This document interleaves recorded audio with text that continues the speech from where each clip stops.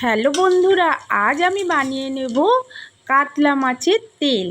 তো দেখো বন্ধুরা, আমি কিভাবে বানিয়ে নিলাম কাতলা মাছের তেল। গরম গরম ভাত দিয়ে দারুণ জমে যাবে মাছের তেল। এই যে মাছের তেল নিয়ে নিয়েছি, ধুয়ে নুন হলুদ মাখিয়ে নিয়েছি। এখানে পেঁয়াজ আলু আর রসুন কাঁচা লঙ্কা কুচিয়ে নিয়েছি। আর এখানে আমি তেলের মধ্যে গোটা রসুন ছাড়ানো আর পেঁয়াজ কাঁচা লঙ্কা দিয়ে নেড়ে নেব। আর তারপরে আমি মাছের তেলটা দিয়ে দিলাম। দিয়ে আমি এবার একটু মাছের তেলটাকে গলিয়ে নেব। যতক্ষণ না তেলটা বেরিয়ে যাচ্ছে ততক্ষণ আমি আলুগুলো দেব না। তেল বেরিয়ে গেছে, এবার আমি আলু কাটাগুলো দিয়ে দিলাম।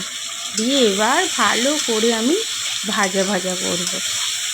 ভালোভাবে ভাজা ভাজা করতে করতে দেখো তেলটা কতটা বেরিয়ে গেছে। এবারে নুন দিয়ে দিলাম আর আদা রসুন কাঁচা লঙ্কা বাটা দিয়ে দিলাম। দিয়ে এবারে আমি ভালোভাবে ভাজা ভাজা করব।